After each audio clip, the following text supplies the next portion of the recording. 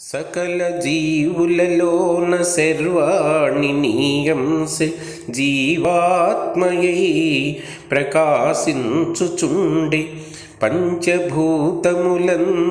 భాసురంబుగనుండు కాంతియే భవదీయ కళలు తల్లి సూర్యకిరణముల సొంపులో నీ దివ్య తెల్లని కాంతి తేజమాయే గలగలమని పారు గంగలో నీ శక్తి జీవశక్తిగా విరాజిల్లుచుండే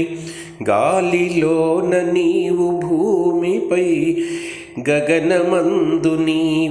నీవు లేనట్టిదవుతావు గలదే పౌయ గుణజాల శివలోల భక్తపాల ఘన వినుత శ్రీ విజయవాడ కనకదుర్గా.